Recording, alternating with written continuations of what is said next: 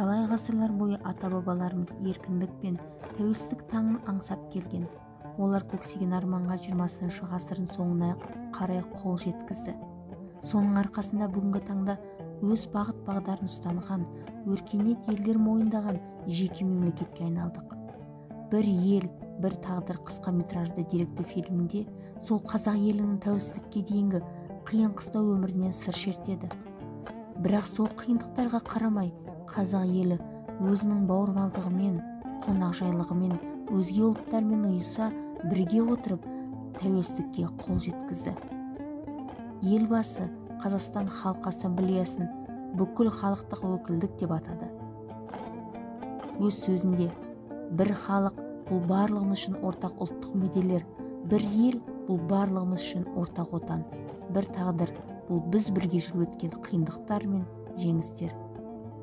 Бір ел, бір тағдыр деректі фильмін көргеннен кейінгі 5-ші сынып оқушыларының өз ой-пікірлерін ортаға салып, қағаз бетіне түсірді.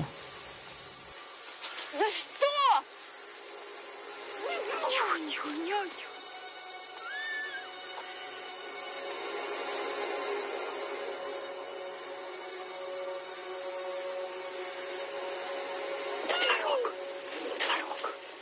Творог забирай.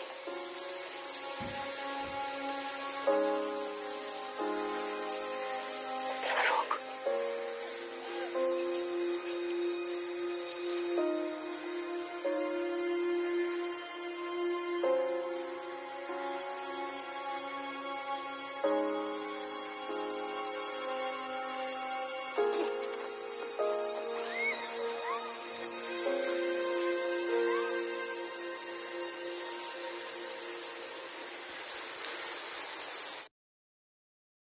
Бір тағдыр фильмінің мағыналы және маңыздылығы өте көп екен. Қысқаша картиналарды көрген кезде көзіңе жас алады екенсің. Қиын кезеңдегі халқымыздың өмір жолы көрсетілген. Сондықтан да біз мынандай тәуелсіз елде тұрып жүргенімізге шүкіршілік етуіміз керек.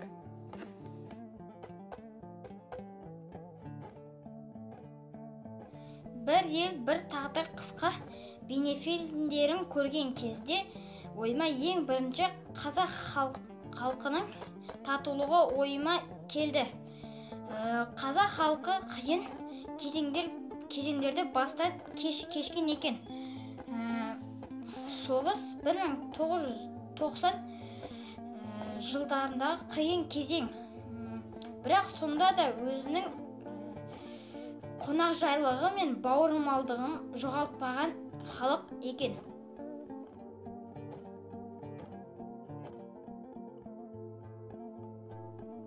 Бір халық, бір ел, бір тағдыр. Один народ, одна страна, одна судьба. Қазақ жеріне жер аударылған екен. Және де ол кинода көптеген қазақ халқы өзге ұлттарға көмектеседі.